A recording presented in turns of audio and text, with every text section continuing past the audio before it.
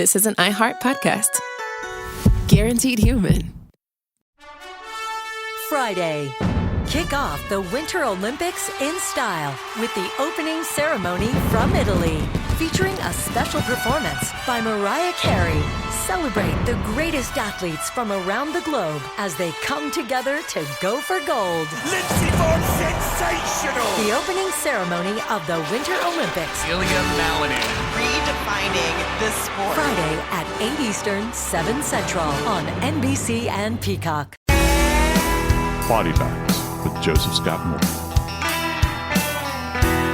The word shocking is used ad nauseum, I think, in a lot of the cases that we cover in true crime and things that are breaking in the news relative to, in my world, in forensics. But there's a case I'd like to update you on today. And it has to do with a young 33-year-old father who was trying to literally start his life over again with a new wife and a baby, and completely destroyed this family. And it's the case of Jared Bridegan. And I think that it's important because we do have updates on this case. And so with that said, I think that it's important that we try to get into this and understand what has happened since our initial recording of Body Bags involving his death. I'm Joseph Scott Morgan, and this is Body Bags. Dave, this case, I got to tell you, it really hit home with me because divorce is painful anyway. And, I've had a blended family. I don't think I'm talking out of school when I say you've had a blended family. Right. And so you have this dynamic that goes on. Life is tough enough otherwise, but when you have when you have a young father that is essentially executed, and I will use that term, executed in the middle of a road. He was killed in place. And the one bit of information that the police have released in this case relative to his injuries is that they were at close range.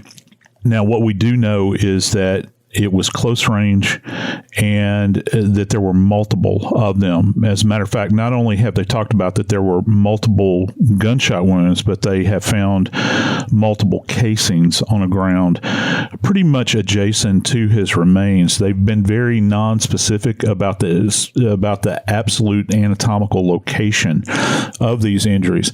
But he was essentially found deceased immediately outside of the car. So it's not like he ran some great distance. And right you were when you mentioned little Bexley in the back of the car. She was close enough that these shots rang out in her ears. She could actually hear them at that moment in time. And she also talked about her father going down. So you have to really wonder, as this goes to proximity, did she actually hear her father impact the ground in her own 2-year-old little mind? Is that something that she has a memory of? Remember, she says, boom, boom, daddy on the ground. So it's one thing to hear gunshot wounds, but to actually hear her say, daddy on the ground, does that mean that she heard him impact the ground? Or did she actually witness, or maybe a combination of both, him going down? Boy, how shocking this case was. Yeah, he was. This was truly set up, and we have had some things that have developed along the way. It's funny, I just sat here and Googled it. I thought, you know what, I'm just going to see what pops up when I Googled today, where are we? And immediately there are so many stories that pop up because over time, police reports come out and things become public. You got your hands on the autopsy report, which, to be honest with you, Joe, I thought, what can it show? And you were like, oh, it shows a lot. The investigation into Bridegan, there was an arrest of a man named Henry Tennant. And they said at the time of his arrest, that they being the prosecutors, he did not act alone. And all along, the finger immediately was pointing back to his ex-wife and her husband. I mean, it was a blended mess. That's all I can say. Blended. It really mess. was. And boy, talk about a sordid cast of characters. Yeah. You know, and kind of this dynamic that you've got going on. And, you know, look, when you're trying to establish a new life, you have a new family now. Yeah. Because for whatever reason, you know, you've busted up, right? Well, you know, in this case, Joe, it was really odd because in particular where the Mormon religion is it's a very involved religion with the family, and the church becomes a center of the family and everything that takes place. And Jared and his first wife were both raised in the Mormon church and were very active. When his first wife began to pull away from the Mormon religion, that's when it really began to get bad. That's when the divorce happened. She was allegedly having an affair. And anyway, they really went different paths. He remained as a very devout Mormon. She did not.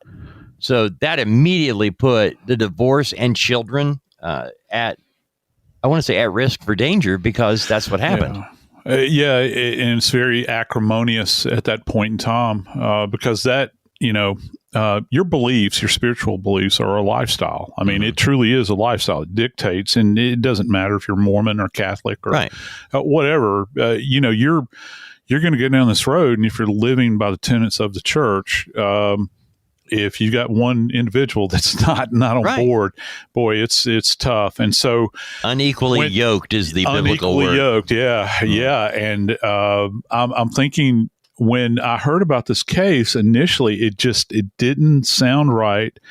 And you know, I think that when we did the initial taping, the first episode of Jared's case, we didn't really know a lot of the details relative to what was found at the scene, because, you know, it had first come out that it was a tire that was found in the road. Well, it's not simply a tire; it's a tire with a rim. Because we were told that he stopped the car.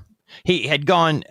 Here's the lay of the land very quickly. Yeah. Jared Bridegan and his ex-wife, they were sharing custody of their children, and they had an agreement that when the children were at whoever's home for that week, the other parent on Wednesday night would come over and to join them for dinner to see the children midweek, and they would sit at the table together and have dinner. And in this particular case, Jared Bridegan went to see his children. They were staying with his ex-wife and her husband that week, and he went there for dinner. Along with him, his 3-year-old daughter was with him, with his current wife. Yes. And he gets up to leave to go home. Good dinner. Have a great night. Love you, kids. It's on his drive home where he sees a tire in the road, gets out to move it, and gets ambushed, meaning he gets shot.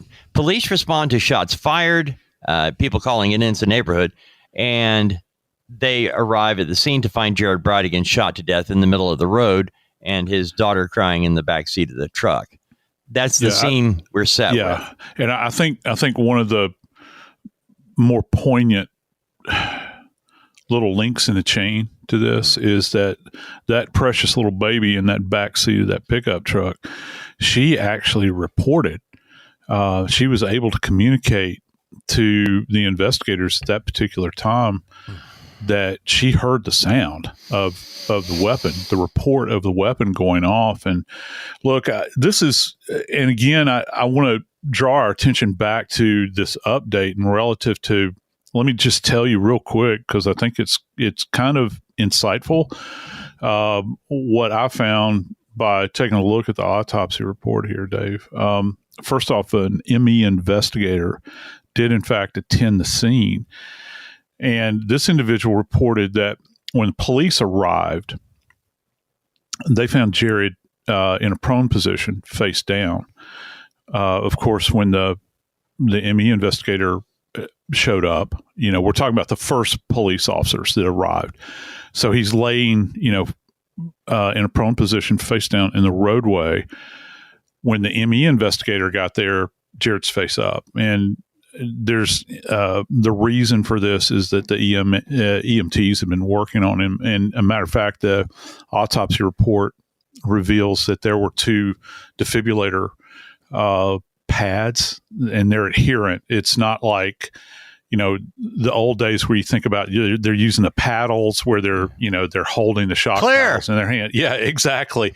These are adherent on his body. So they did take what is commonly referred to as heroic measures. But here's the thing that was really striking.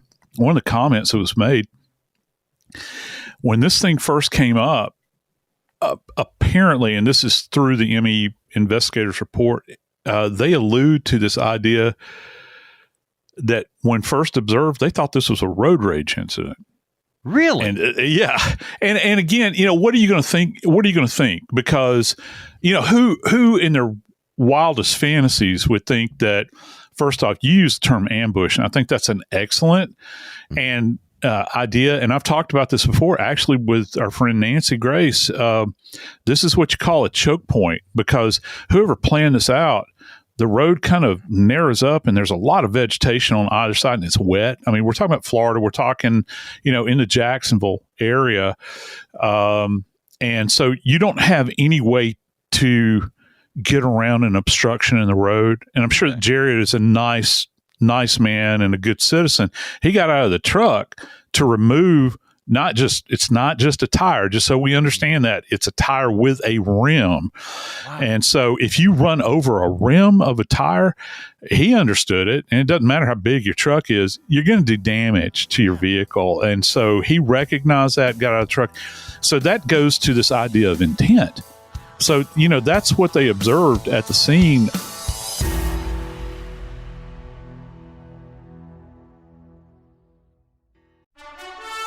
Friday.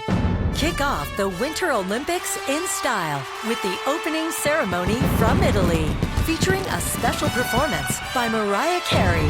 Celebrate the greatest athletes from around the globe as they come together to go for gold. Lindsey Vonn, sensational! The opening ceremony of the Winter Olympics. Ilya Malinin.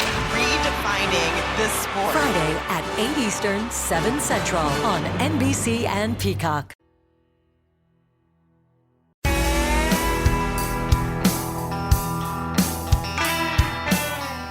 With Jared, the ME investigator at the scene already recognized that he did, in fact, have trauma to his left shoulder. And it's later identified that, he sustained, I think they're saying a witness heard or a witness reported 5 gunshots. I don't know, because sometimes you get these comments that come up relative to, and people misremember things.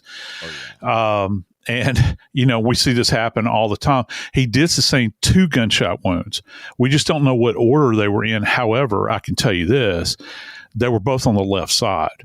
So whoever shot him, when he gets out of the vehicle to move this tire out of the roadway, that's when pop, like this, you've got these 2 GSWs that occur on the left aspect. So this individual is approaching him from that perspective. I think that they were just hidden off of the road. Wow. If I am not mistaken, this is another part of our update.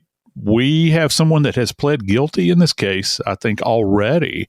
And this is probably going to be the trigger puller, right? When we left off, yeah, we had just had the arrest of Henry Tenen.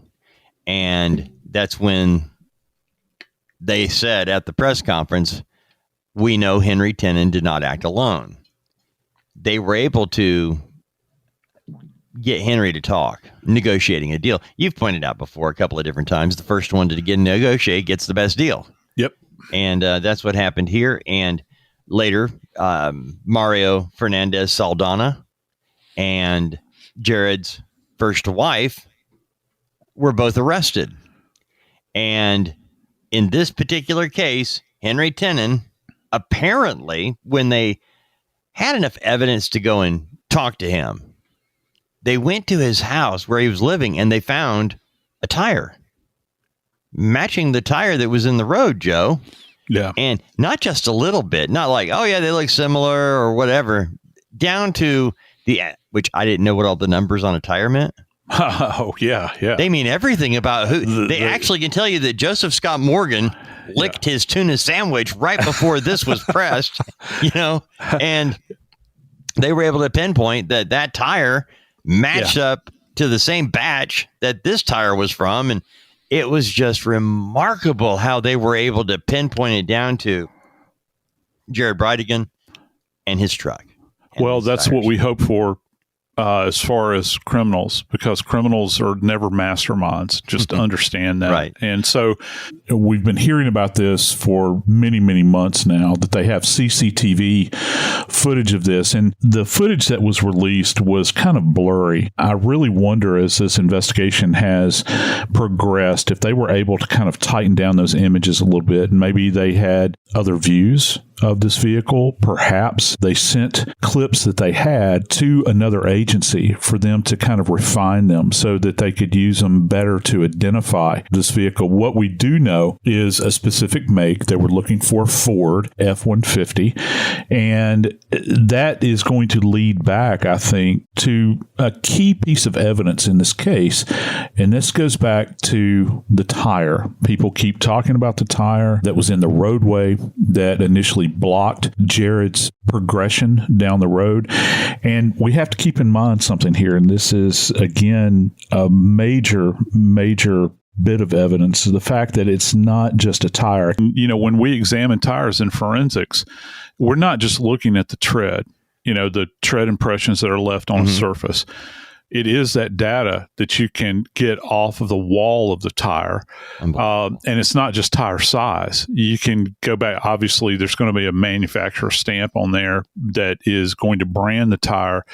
And that's just the starting point. On the autopsy report, where you mentioned that the tire wasn't just a rubber tire, it was actually mounted on a rim left in the road. Was the tire flat? Yes, the tire is flat. And just so you understand, that's not mentioned in the autopsy report or in the coroner's report. That's something that I had already picked up on. Okay. You talked about batching, when it rolls off the line. And so if you get two of the, what are the odds? And those are circumstantial components from an evidentiary standpoint, but they all directly point back to something else. And so when you have this evidence mounting, and as you said, this individual has rolled over on the case. Yeah. We know that he's going to be a state's witness, and dude, the death penalty's on the table here. Well, I need to ask you a question, Joe, because you've, as a death investigator and dealing with police and lawyers and judges and courtrooms and everything else, you have a lot of experience at witnessing a lot of different activity of law. And I was wondering, when they got Henry Tenen, when investigators are looking at a case and they find somebody, I know they always start from the closest and go out, and they knew in this particular case that Jared Bridegan and his ex-wife, Shannon, did not have a good relationship, that it was very murky at best in terms of how they dealt with one another.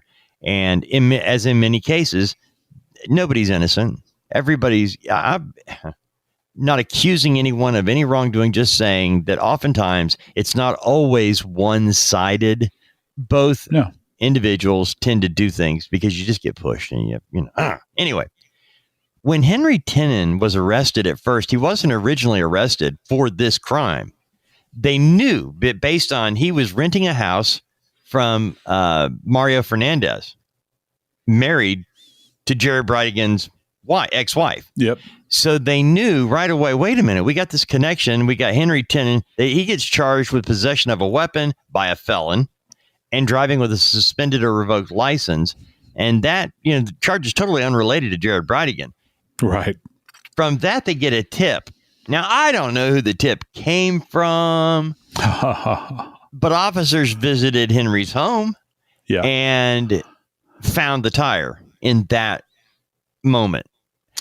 Yeah, and that occurs in many of these cases. This is my own personal, vernacular for this, but I call those placeholder charges because that something bigger is coming down the line. I never thought of it like that. Well, yeah, it kind of is, and you have to have the prosecutor on board along with the police in order to roll the dice. Because look, if you make any kind of mistake relative to this and you charge them with this lesser charge, or you bring them in under the suspicion of, being involved in something else, you have to tread very carefully because, and whatever you do, you need to act swiftly. You don't want them to languish based on this lesser charge that might put future charges in jeopardy. So they had this in my mind, looking from the outside, not knowing any inside information as to what was going on in private conversations, that sort of thing.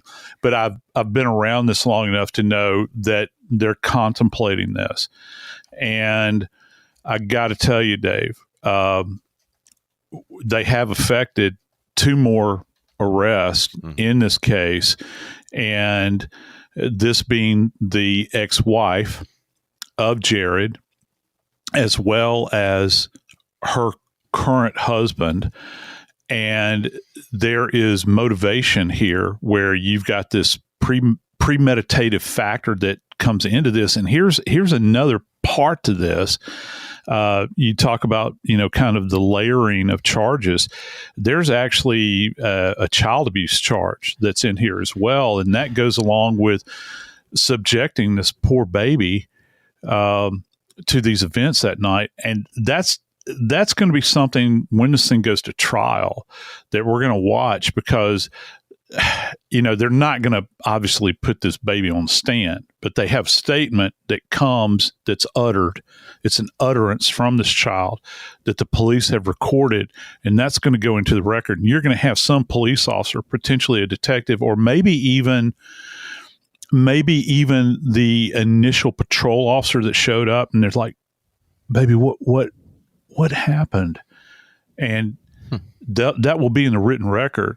And that, again, is a very damning element to this. But we're going to keep our eye on this. I think that the fact that we have the autopsy report and that we also have these other arrests that have been affected is a big piece to this. And I can tell you this, these people are staring straight down the barrel of capital punishment here because the elements are present, and we know how the state of Florida works, Dave.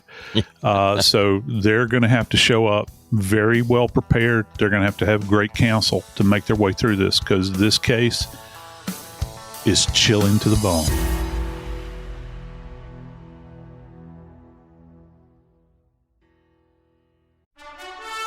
Friday. Kick off the Winter Olympics in style with the opening ceremony from Italy, featuring a special performance by Mariah Carey. Celebrate the greatest athletes from around the globe as they come together to go for gold. Lindsey Vonn, sensational! The opening ceremony of the Winter Olympics. Redefining the sport. Friday at 8 Eastern, 7 Central on NBC and Peacock.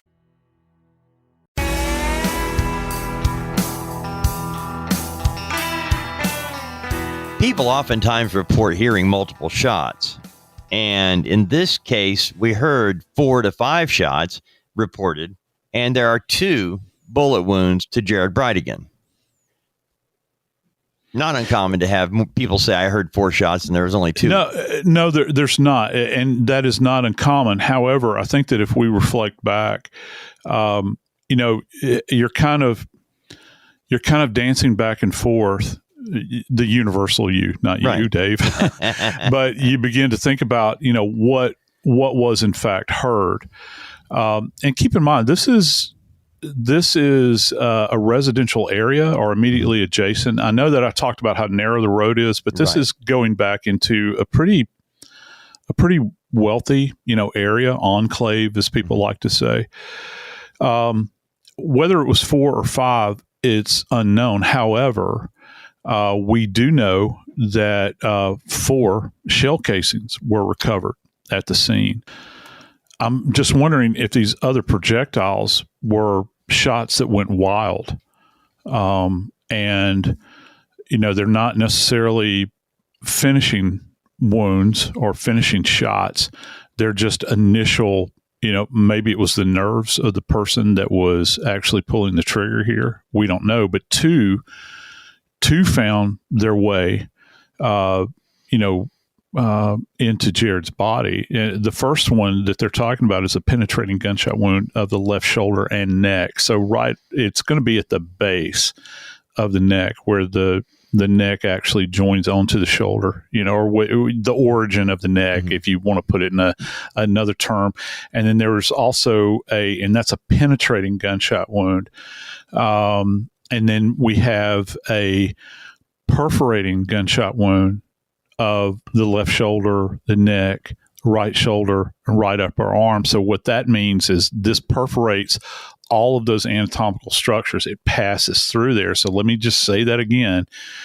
The second wound, and this is not in order, and the pathologist will say, I might call it 1 and 2, but that doesn't imply that this is actually the order in which they were fired. They're just observing these injuries. So you've got 2 separate wound tracks here. The first one is a penetrating gunshot wound of the left shoulder and neck, and there's no exit wound identified. And they were able to actually recover the fragment of the projectile, the core, as they refer to it. The second one is perforating. So the way they have this wound tracking, again, is going to be from the left aspect of Jared's body. Okay. And we can be positioned in any number of ways. So just because it's in the left aspect, that doesn't mean that it's a static event. Jared could have been moving around. It's just that the person that was shooting was to his left, and it's hard to get an idea of spatial orientation. We do know that there's no evidence of like soot deposition or anything like that. So we're outside probably 18 to 36 inches. So you're not going to have, gunpowder landing on the body, that sort of thing. But the second wound actually tracks through multiple anatomical structures, and it entered initially in the left shoulder, neck, then passes through the right shoulder and right upper arm, where you have this exit, and that goes to perforation. That's perforation versus penetration. So penetration, when we define that means that penetration enters, it doesn't exit. Perforation means that it enters and then it's going to exit. It doesn't necessarily mean that you're going to recover the projectile at the scene, because we're talking about a densely wooded area, and we don't have that information. Did they go out there with a metal detector looking for this projectile? I don't know. But in a case like Jared's, and because the ME district in the state of Florida is broken up into district MEs. It's not like a city ME or something like that. They have it broken into a district. This particular district is jam up. I mean, they're a really good office, and they would have been very thorough at autopsy. I can tell you that there would have been X-rays that were performed on Jared's remains before doing the autopsy. The reason you do that is you want to be able to track the wound before you go in and kind of open the body anatomically and do a gross examination that way. And you're looking for, when you have like a perforating wound where it passes through the body,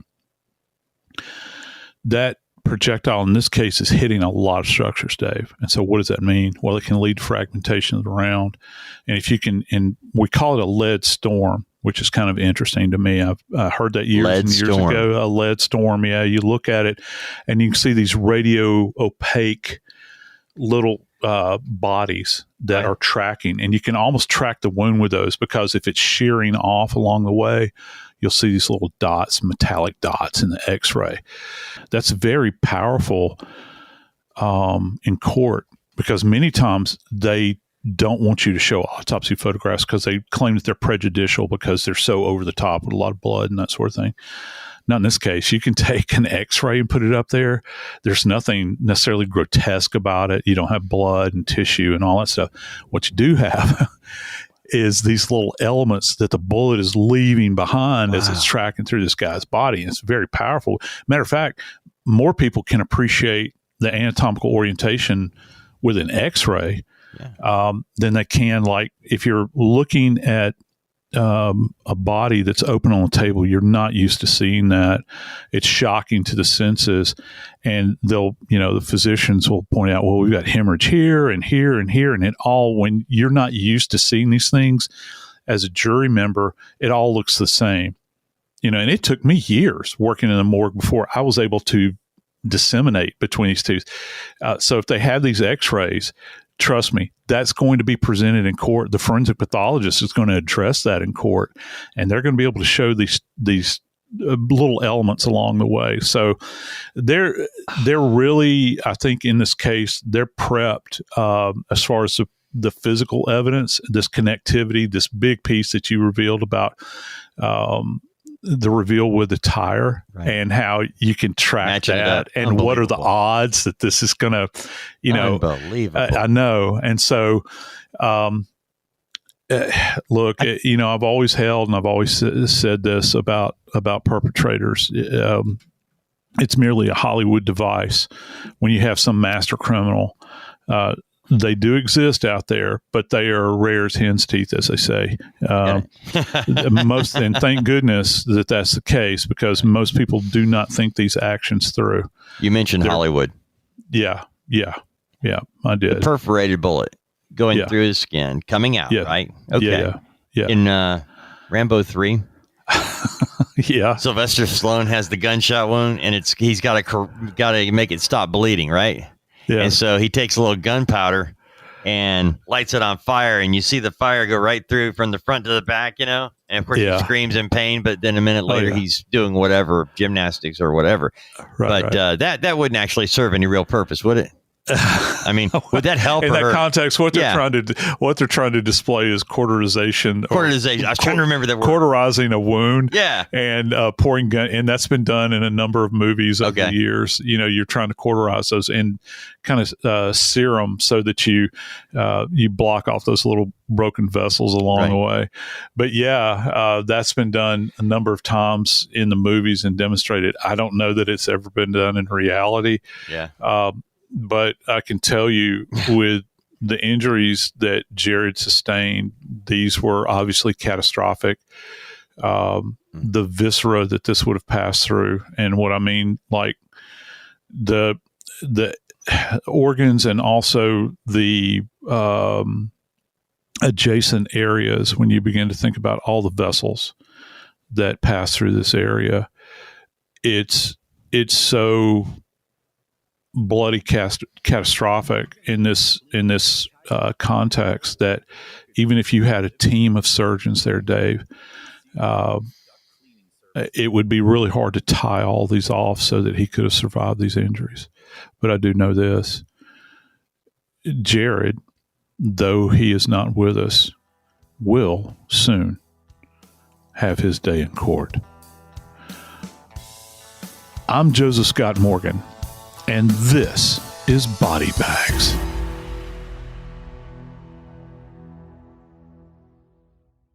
This is an iHeart podcast. Guaranteed human.